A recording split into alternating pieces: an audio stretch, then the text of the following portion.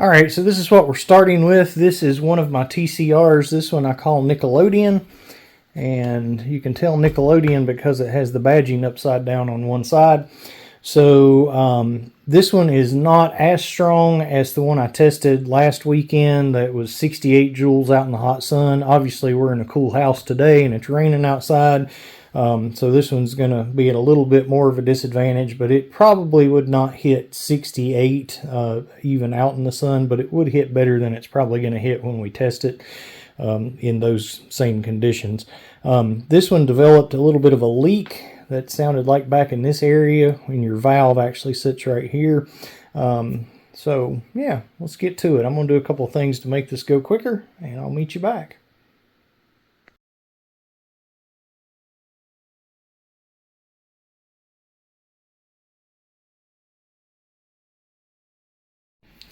Alright guys, this is DK Spencer, and we are going to take apart this Byrna TCR. So this is the same thing as a Tippmann TCR, and Byrna just rebranded it. So I've already taken off my Hogue grip, because you have to be able to, this is a clamshell, you have to be able to split it apart. So I took that off. I took off the rail covers that I had on the top. I took the ones off the side too. Probably wouldn't have needed to do that, but I did it anyway. I had one on the bottom, took that off. And I had Magpul sights on it, and I took those off because they also hold it together. Obviously that goes there, not there. I don't know why I stuck it up there. But anyway, if you got factory sights, you have to take those off as well. And basically anything that would hold this clamshell together. This does not matter because it's in front of this rail, and I'll show you why that doesn't matter in a second. So first thing you're going to do, obviously make sure you don't have any CO2 in it. Go ahead and get your magazine out of it, and take your barrel out. That just unscrews, not a problem.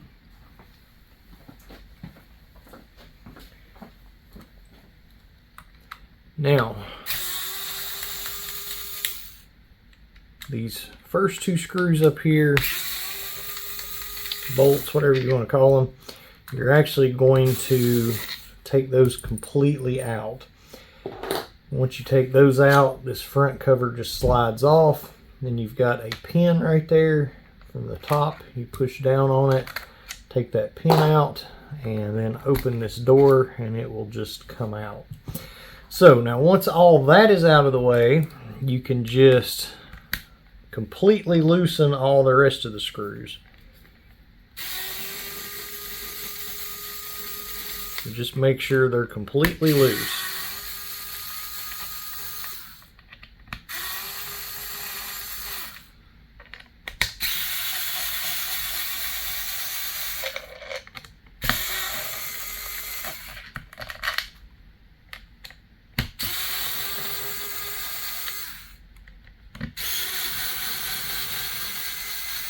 These two back here, it's optional if you want to take them out or whatever.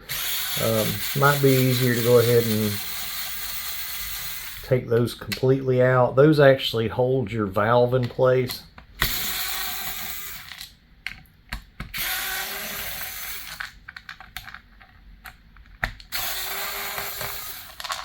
So this is the one I call Nickelodeon. So this is not the teacher's pet. The one that I did in the video 68 joules last weekend. This one was having a leak. When you would engage it, air was coming out back in this area, not coming out the barrel, coming out toward the back. Slow leak, nothing major, but once you get all that stuff out, you just separate this clamshell. It does have a little catch in the handle there. You got to kind of pop that. Once you get that out, you can just easily take this off and set it aside. Now, this is under tension. Haha, my girl's happy. This is under tension because of your bolt spring there. So just be mindful of that. So when you pop that out, it is going to come loose. You do have this O-ring here. This doesn't seal anything. This just kind of acts like a bumper, and it sits right there in your block. This one does have a D block, so it will shoot shaped projectiles. Do I suggest shooting shaped in one of these? I've had bad luck with them with shaped stuff. Not my favorite thing. I typically just use balls in one of these. We do have a Wixon detent that sits right in there. If you do take all this out, there is the little hopper plug that can come out. It only goes back in one way. Just make sure you leave that in there. Make sure, you know, when you put it back together, it's in the right place. It's pretty self-explanatory. You've got two brass tubes, long one and a short one. A lot of times, one of the typical things that can happen causing any kind of leak would be these little O-rings on these tubes. There's one on each end. You do want to make sure that you have that good and lubed up with some medium dowel grease. Okay, we'll set that aside for the time being. There's your spring. Here's your bolt. Make sure that's tight. It is. Make sure the O-ring. Oh, that O-ring is bad. Not what's causing our problem, but we do need to replace that. It's got quite a big notch cut into it.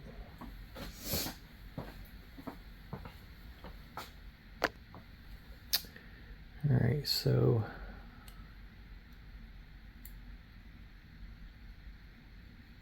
take a dental pick, get that out. I don't know if you guys can see, but big chunk out of one side of it. That is a 015. You can get one of those in a Captain O-Ring Players Kit Large. Very simply just replace that guy. Alright. And then, as always, with any O-rings or anything, go ahead and grease them up a little bit. So there's that. Okay. Now, here is another little piece that can come out in the middle of doing this. It usually doesn't, but just to show you guys so you know, this little piece here, a little T-shaped thing here. So that's how it goes, and you can kind of look and tell where it's supposed to be, but there's a shot of it in case you're curious. All right, so one of the common things that can happen with these is this is your pierce valve. Okay, and you see how that moves in that little area right there. There's like a groove in there, and when you put it back together, you want it pushed all the way back into that little notch. However, and we'll get to this a little bit more, but if you need to replace, I'll just go ahead and show you, because this is a very common thing. And what causes this seal in this pierce valve to come out is when you're trying to open your door and you still have CO2 under pressure, or you're opening it up or discharging the pressure with the cylinder turned like upward. So you want to always have your barrel pointing down when you're releasing all your pressure and opening your door. The reason for that is your CO2 sets like this. So your liquid CO2 needs to be down at the bottom of this thing, the opposite end of where the CO2 pressure is coming out. If you have the barrel pointed down, then this is up, so any remaining liquid CO2 will stay in the bottom of this. The problem is if you release liquid CO2 against that seal, it will freeze to it, and then you'll actually pull the seal out with the CO2. And what happens with that is when you pierce it, then you just get this massive air leak right, at your CO2. Or it doesn't pierce at all. But usually what will happen is it's going to pierce, and you just have a massive leak like that. And you'll know where it's coming from because it's going to be right under that door that we just took off. Right where the CO2 pierces. So in order to replace that, you have to take this out. I hear Brenda in there working on some BK kinetics. I hear the pressure pot being filled up. So in order to take that out, you turn this thing over and your trigger and everything is going to fall out, but don't worry about that. You take these two screws out of this door, and once you remove this door rail, it's not really a door on that side, it's a door on the other side, but once you remove that, that lets you be able to pick this up. And you actually have to pick this up and take this out to get your Pierce valve all the way out.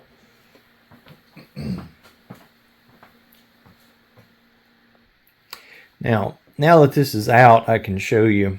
You see the kind of orange translucent seal in there? So that's the part, and this little nipple comes off the end of this, so make sure don't lose that. It's a little easy to fall off, really. But anyway, you see that little orange seal, all right? That's the thing that your CO2 will freeze and pop out of there. So there's just a snap ring that holds that in. And you can see the little holes for the snap ring pliers. So you very simply take not that simple, but you take some snap ring pliers and you squeeze that, pull that snap ring out, put your new seal in, and put your snap ring back in. And I've done a separate video showing how to do that. It is a little bit of a pain in the butt, but a very common thing that can happen to these, so it's important to realize how to do it. So anyway, we'll put that back together and stick that guy back in there, and we'll go ahead and put that rail back on, since that's not what we're doing today. But I figured since I had it apart, it's a good time to talk about it. All right, so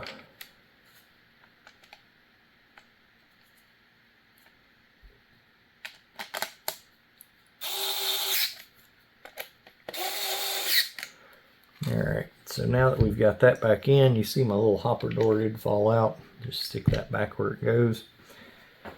And the magazine release fell out. You just stick that back where it goes. And then again, before we put this back together, this has notches, right? When we get done, it's going to be back there, but we want it pushed forward until we get ready to close it back up, and I'll show you at the point when we get to that. All right, so you've got a pin here. That goes kind of in that big hole right there, as you can see. Now you see the little hole in the plastic piece up above it. So this little tab on the trigger is going to actually fit into that hole.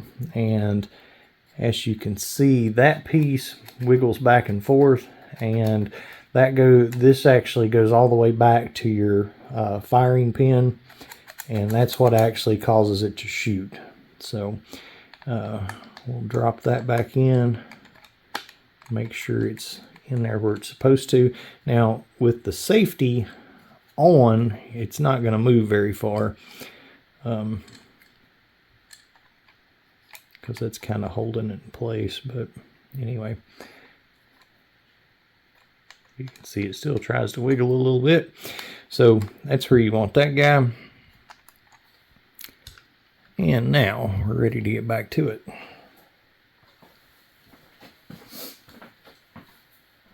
Okay, so this is your regulator, and you've got another one of these little brass tubes here. So this is the short brass tube.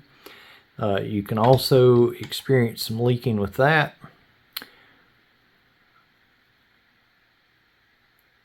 So those, same deal, a little O-ring on each side. I'm going to go ahead and replace this one with another one.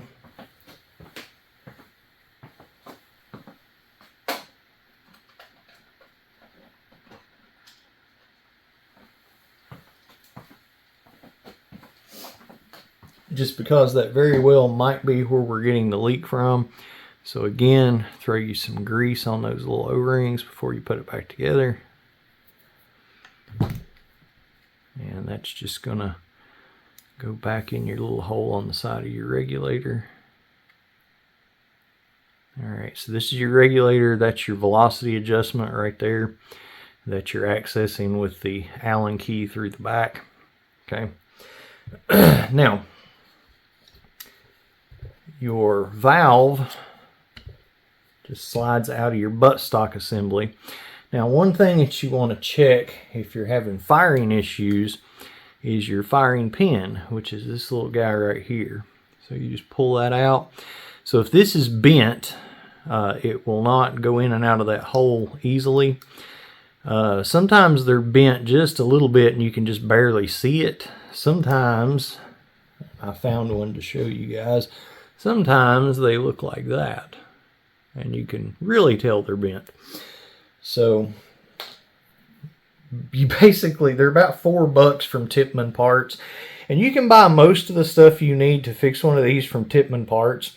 The black doors are pretty much always sold out. The entire valve assembly is pretty much always sold out. People buy these and put them in Tipp-X's. And supposedly they've discontinued that part and just sell the parts to fix the one you already have. But you can easily get these for $4, the little firing pins. So let's see here.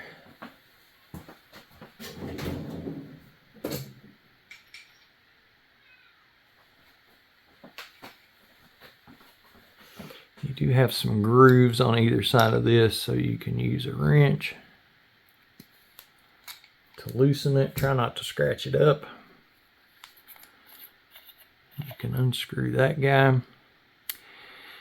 And you've got a O-ring that sits around that part.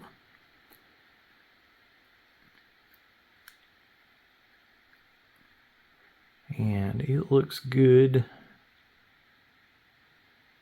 Now to access the other stuff, that's got good pressure, it seems like. But to access the other stuff, you actually have to use the snap rings and push that off. I don't know that we need to get into all that. You can buy this entire assembly that this O-ring is on. So it's got 3 O-rings in there on this little spool here. I've never had one of the other ones go bad, but that one I have.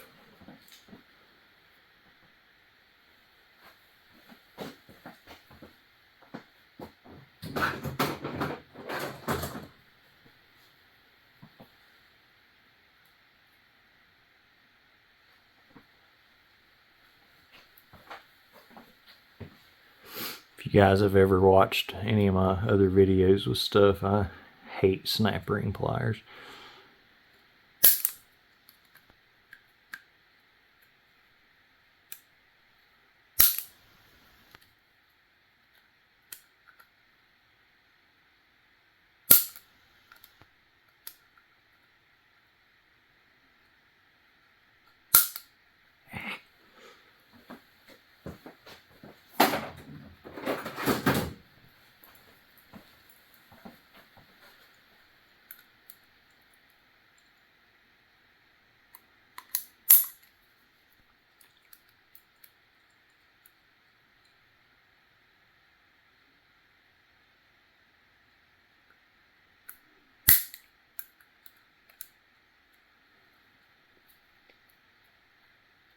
There we go.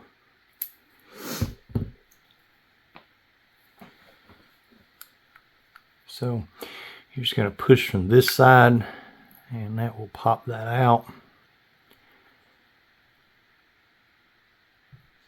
You do have a little spring in there. You've got O-rings on both of these.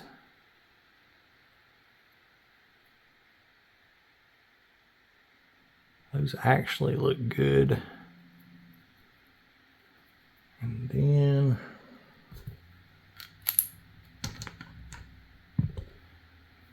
You just push that out from the back side.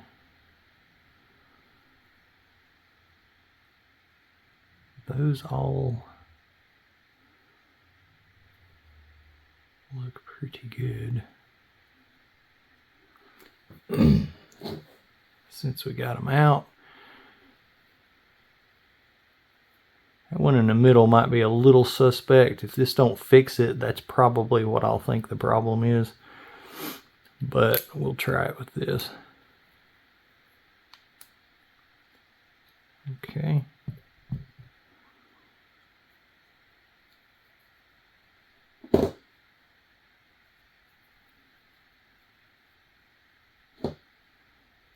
Good little slathering of grease on there. That spring goes down in that hole.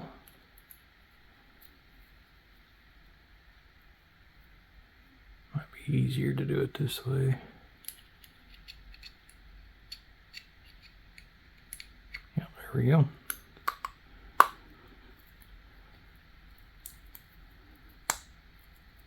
Pop that guy down in.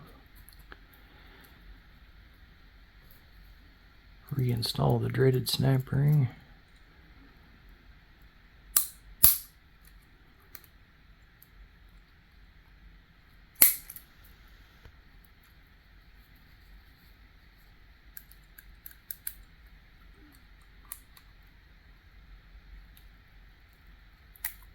Okay, got that baby back in there, good and seated. Okay, now there is an O-ring around this part. I'm going to pop that off and check it.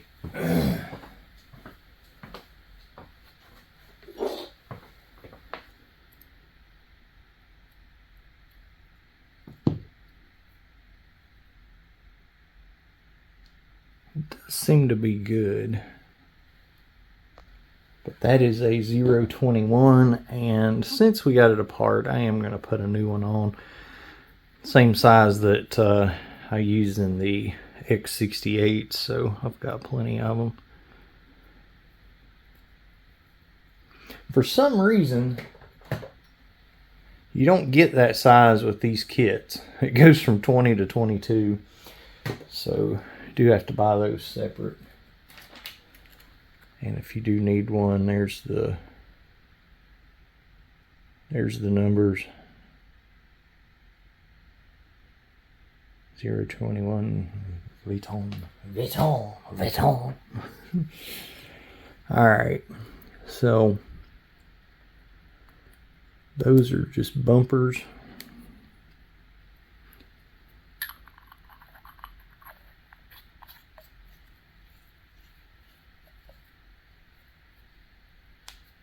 I have seen one of those right there be so loose that it was like coming out the ends of this, like where it's loose and just crappy. So go ahead and snug that back up.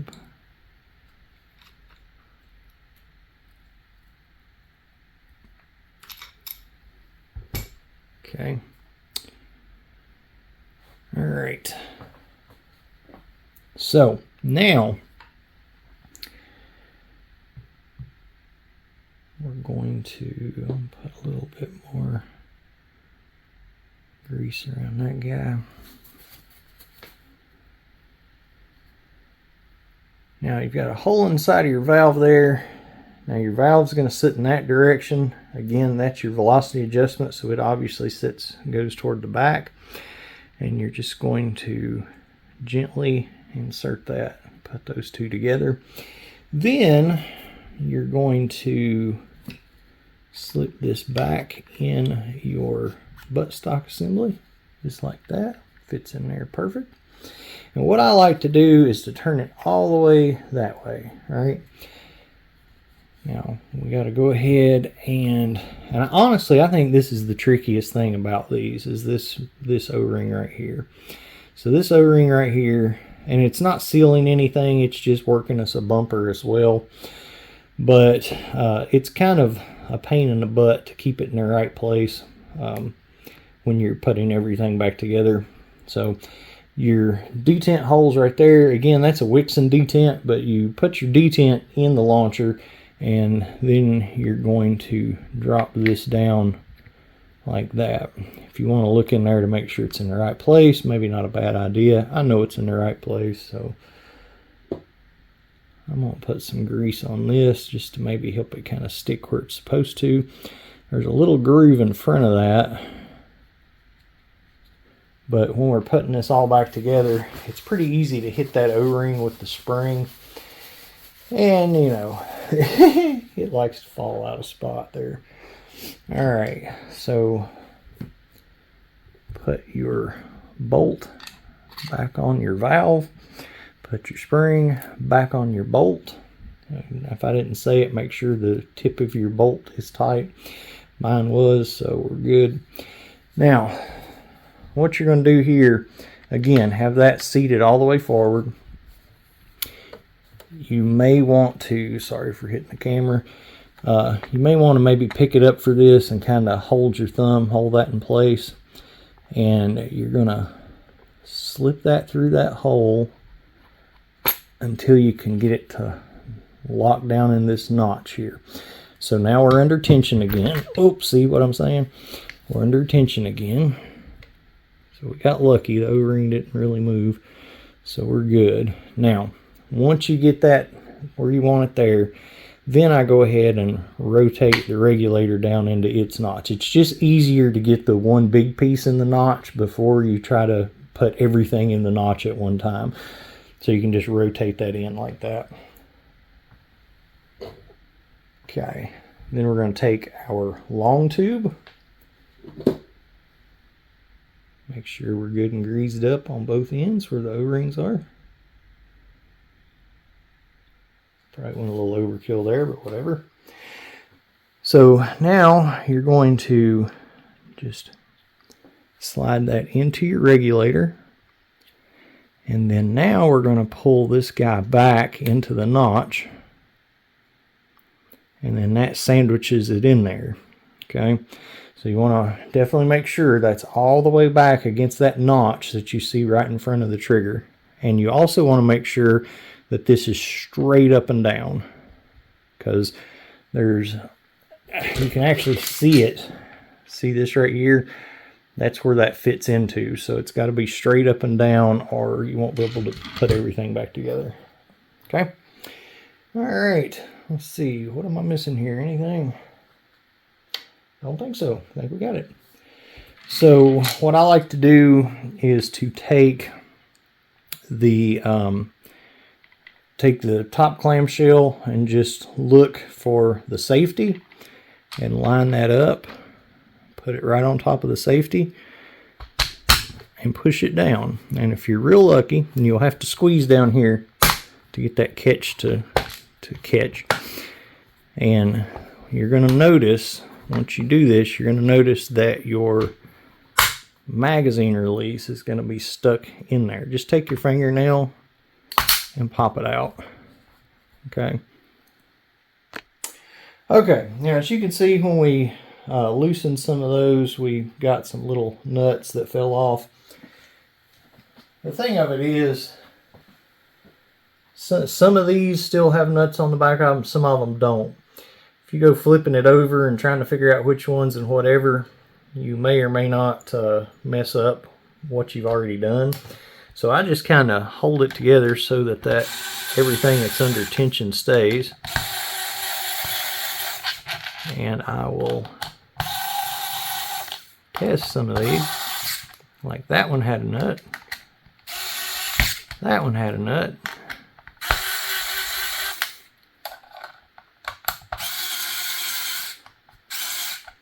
That one didn't. That one did. That one did.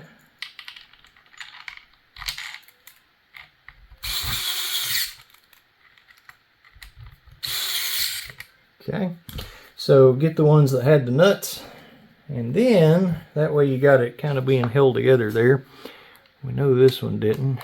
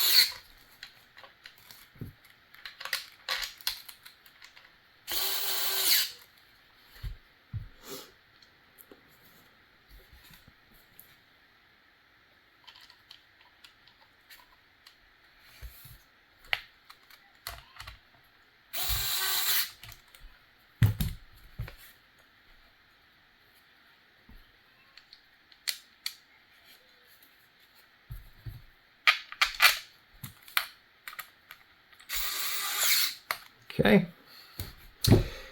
Now, once we've got all those back in place, we'll double check, make sure there's a nut on the back of all these. Now, you're going to have two that you've not done yet. Before you mess with that, you got to put your door back in. So just stick it back in like that. Your pin goes up from the bottom. Then you're going to slip that piece back on and put your last two back in.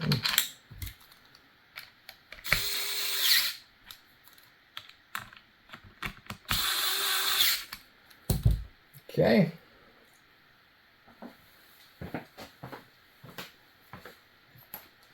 And do not forget to put your barrel back in before you test it. Now, that should have fixed our problem, but we'll see. We'll see. Alright, so I got everything put back on it, so it looks good. I did get a bag of these AR Tactical Joule 6-gram rounds sent to me in the mail to check out. So I filled the magazine full of these. Let's go ahead and weigh one. So 6.07. So good times. We'll go ahead and throw that one in so we know exactly what the first one weighs. And I'm going to open this up and put a couple of drops of oil on that seal. Grab some CO2. Put that in there. We got a 2-panner there. It does have one shot already in it, so ignore that one. We'll shoot somewhere lower on it. And first things first. No hissing. So that's good. So we fixed the problem. So that'd be awesome.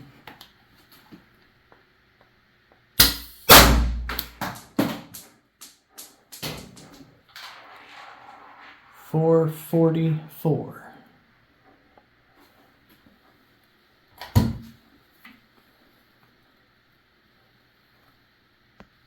So that's hitting 55, and I can see that it did crack at least the first pan on that, which is pretty cool, pretty cool. Whoa. So 414. That's 47.92.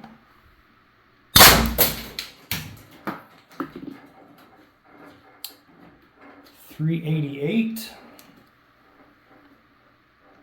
42.09. $3.70. 38.27. Ouch. Hit me in the finger. $3.64.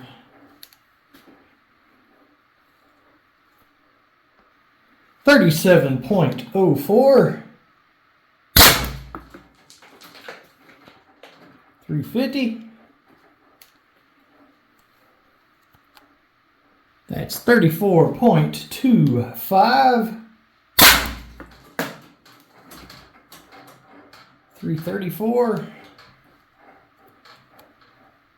All right, that's 31.19. My boy Jim just rolled up, so I'm gonna cut this short probably, but let's do one more. Duck. 324.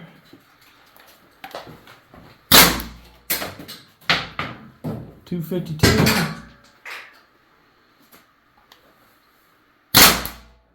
And now we're down into 170. So let's take a look at that steel real quick. Or panner. Again, I'm gonna put my thumb over that one. That one don't count.